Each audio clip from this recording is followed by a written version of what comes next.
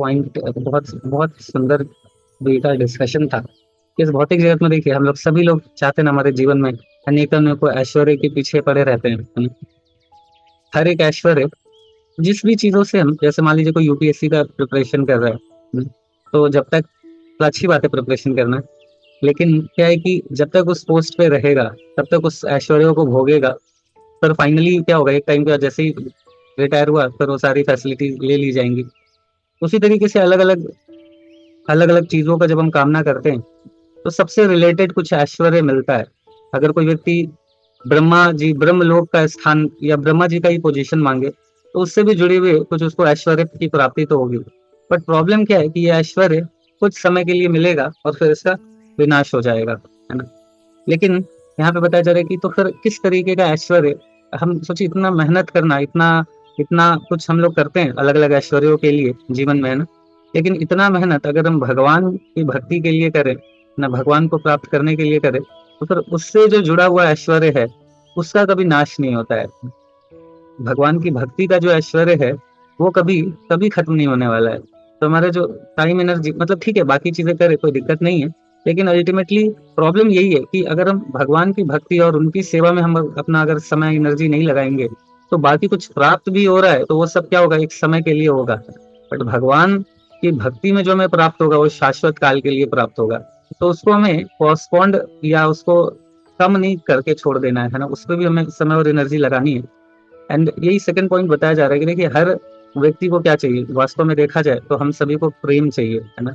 हमें दो व्यक्ति चाहिए, एक तो कोई हमें प्रेम करे और एक तो कोई जिसको हम प्रेम कर सके सेल्फलेसली। हम भी चाहते हैं कि हम भी किसी को प्रेम करें, बिल्कुल सेल्फलेसली प्रेम करें हम, क्योंकि कैलकुलेट करके प्रेम करने में हमें भी मतलब हमें भी अच्छा नहीं लगता है, हमें भी, क्योंकि हम भी चाहते हैं ऐसा, जितना सेल्फलेस लव कर सकेंगे उतना आनंद आएगा। बट प्रॉब्लम क्या है कि डर होता है एक्सप्लॉइट होने का, है ना?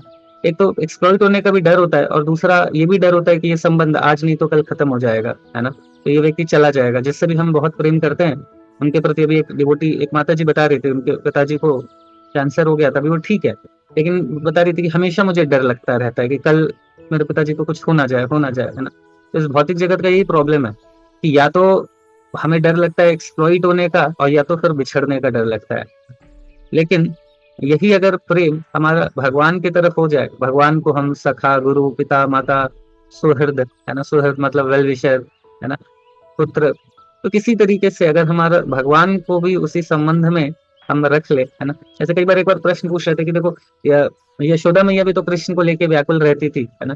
तो मैं भी व्याकुल अगर हूँ या बहुत ज्यादा तो क्या है, तो मेन बात है कि हमें भी फिर व्याकुल कृष्ण के लिए ही होना है। यशोदा मैया तो हो रही थी, हमें भी कृष्ण के लिए ही व्याकुल होना है, बाकी सबकी सेवा तो करनी है, इसमें कोई संदेह नहीं है। बट हमारा सबका भी संबंध, शाश्वत संबंध तो भगवान से ही है ना। तो उसके लिए भी हमें करना, ऐसा नहीं है कि सर हम सोचते हैं कि अच्छा भगवान, मतलब जैसे भगवान और उनके रिलेटिव थे वैसे ही मैं और मेरे रिलेटिव, उसका कोई कंपैरिजन नहीं है।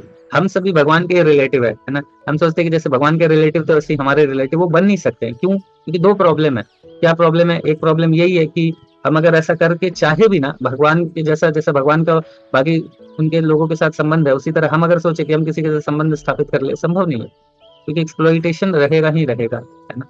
और दूसरा, एक टाइम के बाद वो रिलेशनशिप का तो एट द एंड होना ही है। इन भगवान के साथ जो हमारा संबंध है शाश्वत है और भगवान कभी एक्सप्लॉइट नहीं करेंगे, है ना? भगवान तो अपने से ज्यादा, हम जैसा भी हम लोग ये एग्जांपल देख ही रहे कि भगवान तो क्या नहीं कर रहे अपने भक्तों के लिए, है ना? झूठा प्लेट उठा, मतलब कहाँ एक्सप्लॉइटेशन है। नॉर्मली अगर हम किसी को भाव देते हैं, किसी को भी अगर हम थोड़ा ज्यादा भाव देने लगते हैं तो थोड़ा देखते हैं कि फिर वो उसके अंदर एक थोड़ा सा ये आने लगता है कि हाँ, और ये दिल मांगे मोर होने लगता है। किसी को हम अपने से ज्यादा, मतलब ज्यादा पूछेंगे तो थोड़ा उसके अंदर आने लगता है ये दिल मांगे मोर, अभी और दो टाइप से। इन भगवान को देखिए, भगवान को सुप्रीम लॉर्ड बन के पूजा कर रहे हैं और वही भगवान जूता चप्पल उठा रहे हैं ना, जूठा प्लेट उठा रहे हैं युधिष्ठिर महाराज के लिए। तो ये भगवान है ना। तो अगर उनको और उनके साथ संबंध भी शाश्वत है तो हमारा उस संबंध के प्रति भी हमारा, मतलब टाइम और एनर्जी देना चाहिए। प्रॉब्लम है कि हम पूजा पाठ भक्ति भी करते हैं, कई बार भक्ति भी करते हैं, पूजा पाठ से ऊपर उठ के भक्ति तक भी आ जाते हैं। बट प्रॉब्लम है कि हम उस भक्ति का भी प्रयोजन यही सोचते हैं कि हमें दुख से, कष्ट से मुक्ति देगी ये भक्ति, है ना? इस भौतिक दुखों से भक्ति हमें मुक्ति देगी। बट वास्तव में क्या उससे मांग के फायदा ही क्या है भौतिक दुखों से? क्योंकि आप देखिए ना, ये चाहे पांडवों के केस में ही देख लीजिए, वो लोग भगवान तो उनके साथ ही थे, है ना? लेकिन ऐसा तो नहीं है उनके जीवन में दुख नहीं आ रहा था, दुख उनके जीवन में भी था, राज्य चला गया, ये चला गया। तो जो भी हमारे कर्मों का फल है, भोगने में उसके लिए हमें परेशान नहीं होना चाहिए बहुत ज़्यादा। जो भी हमारे कर्मों का फल है ना? भोग लो, खत्म करो, वो हमारा भाव होना चाहिए भक्ति में आने के बाद। क्योंकि भगवान उतना ही देंगे जितना हम भक्ति में, जितना हमें प्यूरि। तो यही चीज़ समझते हुए कि चाहे भगवान तो पूरा ही खत्म कर सकते हैं, बट थोड़ा छोड़ा है भगवान ने तो हमारे शुद्धिकरण के लिए छोड़ा है। इस बात को समझते हुए जो हमारे ना तो बहुत दुःख से निकलने का के लिए बहुत ज़्यादा एंग्ज़ायटी लेना चाहिए, ना तो सुख से बहुत ज़्यादा सुख को खोजने का एंग्ज़ायटी लेना चाहिए। एंग्ज़ायटी तो सिर्फ़ भगवान की भक्ति के लिए लेना चाहिए, है ना? वो एंग्ज़ायटी अगर भगवान के लिए लेंगे, तो फिर वो दुःख अपने आप ही दुखी नहीं करेगा। दुःख आएगा, दुःख से बहुत भागने का कोशिश करने की आवश्यकता नहीं है। क्योंकि वो जो हमारे प्रारब्ध में है, वो तो हमें भोगना पड़ेगा ही ना, है ना? जो हमारे प्रारब्ध में है, जो हमारे प्यूरिफिकेशन के लिए रिक्वायर्ड है, वो भोगना पड़ेगा। इसलिए भक्त बिल्कुल निडर होते हैं, है ना? उनको किसी से डरने की आवश्यकता नहीं पड़ती, किसी से नहीं डरते, अपने कर्म फल से भी नहीं, किसी से नहीं डरते, है ना? क्यों डरने की आवश्यकता ही नहीं है। भगवान का एक नाम है ना, अभय चरणारविंद, है ना? तो भगवान क्या है, अभय देते हैं। भगवान के भक्तों का एक लक्षण क्या है कि वो हमेशा अभय उनको प्राप्त रहेगा, वो कभी भय नहीं करेंगे, है ना? उनको किसी चीज़ का भय ही नहीं है, आवश्यकता ही नहीं है डरने की, है ना? क्यों डरने की आवश्यकता नहीं है? क्योंकि उनको पता है कि देखो मेरे कर्म में जो है, जो मुझे भोगना है उसको मुझे भोगना है, उसके लिए क्या टेंशन लेना है? बस भगवान मेरे साथ रहें, है ना? भगवान मेरे साथ रहें, भगवान की भक्ति मेरे साथ है, वो उनके साथ मेरा संबंध बहुत स्ट्रॉन्ग हो। बस यही चीज़ चाहिए और कुछ नहीं चाहिए। जैसे कुंती महारानी की प्रार्थना हमने इससे पहले पढ़ी। कुंती महारानी भी तो ये बोले, देखो दुःख वुख जितना देना है दे दो, टेंशन मत लो। और अच्छा है दुःख दो, क्योंकि दुःख दोगे आप तो क्या होगा कि मैं आपकी भक्ति में आसक्त रहूँगी। बहुत सुख आ जाएगा तो उसको भोगने के लिए हो सकता है कि डाइवर्ट हो जाऊँ भक्ति से, है ना? बट दुःख रहेगा तो कम से कम आपकी भक्ति पकड़ के रखूँगी, है ना? तो एक शुद्ध भक्त तो मैटर ही नहीं करता है ना? पांडव लोग हैं तो मतलब सोचिए उनके सामने अनंत कोटि ब्रह्मांड के मालिक वहाँ खड़े हैं, है ना? कभी ये मतलब प्रार्थना इस तरीके का, मतलब कि ये दुःख खत्म कर दो, इस तरीके का कोई प्रार्थना ही नहीं आपको मिलेगा, है ना? पांडव तो शुद्ध भक्त इसके पीछे, क्योंकि उनको पता है कि भगवान अगर दे रहे हैं तो हमें भोगना ही है, प्रारब्ध है हमारा, भोगना है, भोग के खत्म करो, है ना? भीष्म पितामह सोचिए कि क्या हेल्पलेस स्थिति। भीष्म पितामह अरे मतलब इतने इम्पोर्टेंट एक one of the pure devotee है, मतलब काफी सुंदर भक्त हैं भीष्म पितामह। उनकी भी कैसी व्यवस्था वाली हालत रही है महाभारत में ना, कुछ नहीं कर पा रहे थे, एकदम पूरा बंद के रह गए थे। देख रहे कि ये विनाश का युद्ध है, उसमें उनको भाग लेना पड़ा। उनको पता था कि मुझे अधर्म का साथ देना पड़ रहा है, तो उसको भी देने के लिए वो विवश थे, दिया भी उन्होंने। और संसार को ये प्रूफ करके दिखाया, है ना? संसार को क्या प्रूफ करके दिखाया कि आप भीष्मदेव सोचिए इतने पावरफुल थे, परशुराम जी तक को, जो परशुराम कितनी बार पूरे पृथ्वी से क्षत्रियों का नाश कर दिए थे, ऐसे पावरफुल परशुराम तक को हरा दिए, है ना? वैसे भीष्म पितामह की क्या हेल्पलेस स्थिति हो गई थी। तो इस भौतिक जगत में हम सभी की स्थिति वैसी है। जब भीष्म पितामह की हेल्पलेस स्थिति हो गई तो हमारी, हम तो क्या गाजर मूली जैसे है ना? हमारी क्या ही स्थिति है, क्या ही हमारा। तो हमारे परिस्थितियों पे को हम कभी कंट्रोल कर ही नहीं सकते, सब बाहर है हमारे कंट्रोल के। जब भीष्म पितामह परिस्थितियों को नहीं कंट्रोल कर पाए, है ना, इतने बड़े धनुर्धर होके, तो हम किस खेत की मूली है? तो बहुत ज्यादा परिस्थितियों को कंट्रोल करने का प्रयास करना, है ना, ये सबसे बहुत ज्यादा बेनिफिट तो नहीं है। वास्तव में हमें क्या करना चाहिए, परिस्थितियां जो भी हैं, हम अच्छे से भक्ति करें भगवान में, वो हमारा हमारा भाव, वो हमारा एब्जॉर्प्शन होना चाहिए। और आज से बहुत सुंदर कार्तिक मंथ भी शुरू हो रहा है। तो ये मंथ मतलब स्पेशल भगवान की विशेष कृपा का परिणाम है ना, कार्तिक महीना। तो कार्तिक महीना ऐसे तो ऐसे सदान चैतन्य प्रभु जी ने अच्छे से कार्तिक के विषय में बताया ही है। तो बट एक दो चीजें ही मैं जस्ट बोलूंगा कि बहुत महत्वपूर्ण मंथ है साल भर में। ये मंथ को स्पेशली अपने आध्यात्मिक पर, इस महीने के लिए सब कुछ ईर्ष्या, द्वेष, कंपटीशन, कंप्लेन सब भूल जाइए। इस महीने कुछ भी हृदय में मत रखिए, सिर्फ और सिर्फ भगवान की भक्ति के अलावा, है ना? इस महीने में सब भूल जाइए, कुछ भी रखना ही नहीं है। इस महीने कुछ भी कोई करे, कोई कंप्लेन नहीं किसी से करना है। ये रिजोल्यूशन ले लीजिए, किसी से कोई कंप्लेन नहीं करना है, किसी से कोई द्वेष नहीं करना है, किसी से क्रोध नहीं करना है। इस महीने हृदय में कोई और, किसी और इमोशंस को स्थान देना ही नहीं है। इस महीने हम क्यों अपने हृदय में हम चाहते हैं भगवान रहें, तो ऑलरेडी से ईर्ष्या, द्वेष, क्रोध इतना कुछ रखेंगे, भगवान कहाँ एंटर करेंगे? भगवान बड़े सुकुमार है ना? तो हृदय में सॉफ्ट रहेगा, मक्खन जैसा हृदय रहेगा, तभी भगवान आएंगे, है ना? तो भगवान को अगर हृदय में लेके आना है तो फिर मक्खन बनाना पड़ेगा हृदय को। तो इस महीने सारा बाकी जो ये नुकीली नुकीली चीजें हैं ना, उन सबको निकालना है हम लोगों को। तो इस मंथ सिर्फ और सिर्फ भगवान को ही हृदय में रखना है। तो भगवान ने हाँ, तो भगवान ने क्या करा, ये कार्तिक महीने में भगवान ने प्रूफ करके दिखाया है। क्या हम लोग में भी कल एक बार मे बी वो जो प्रार्थना है उसको एक बार हम लोग डिस्कस करेंगे, ठीक है।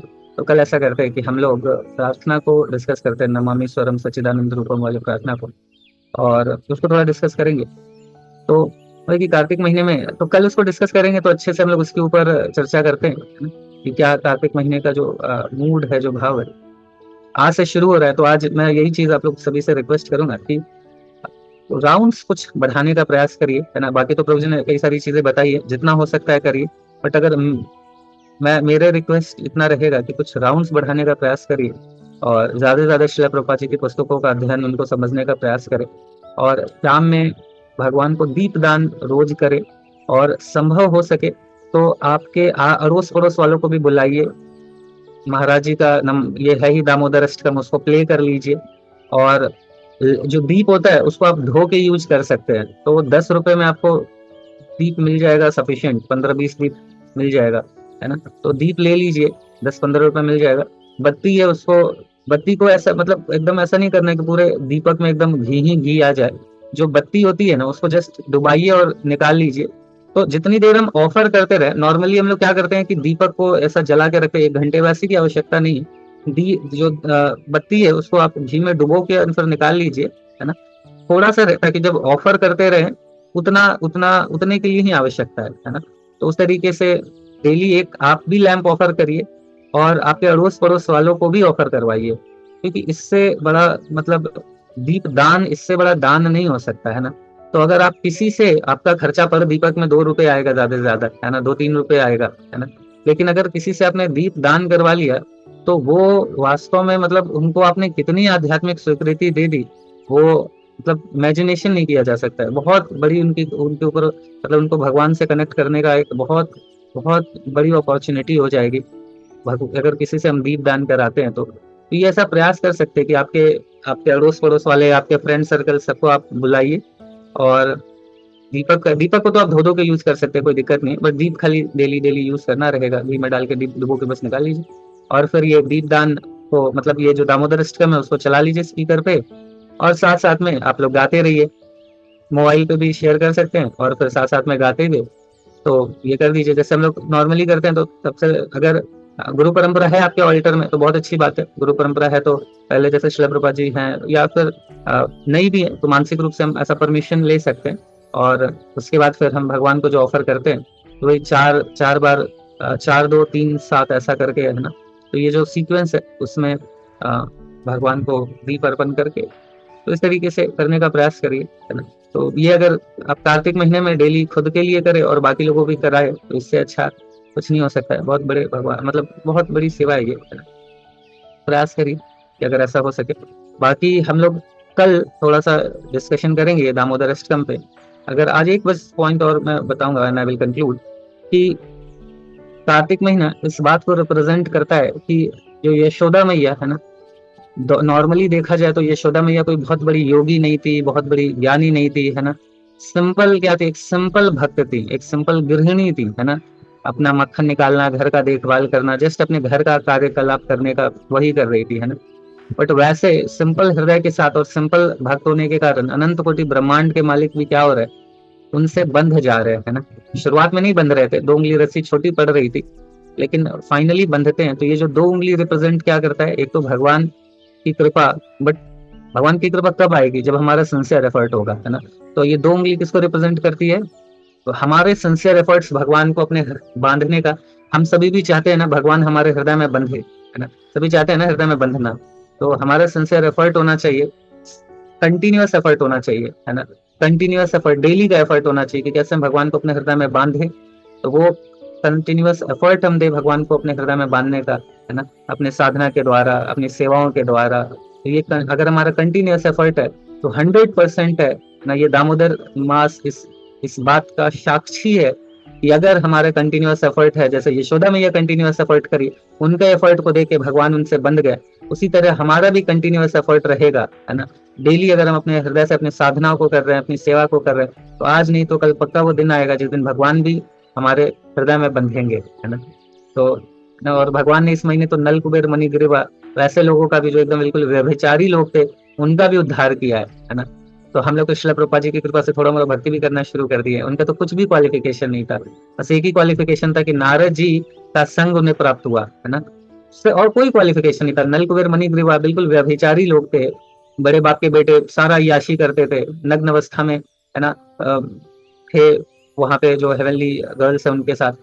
तो कोई क्वालिफिकेशन नहीं था कि भगवान की कृपा प्राप्त हो। बट क्यों उनको भगवान की कृपा प्राप्त हुई? क्योंकि नारद जी का संग मिल गया था।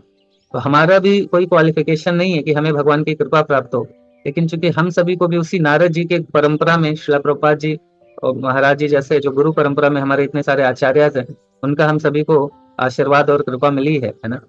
तो वैसे भक्तों के संग और श्रील प्रभुपाद जी की शिक्षाओं का अध्ययन कर रहे हैं उसी गुरु परंपरा में।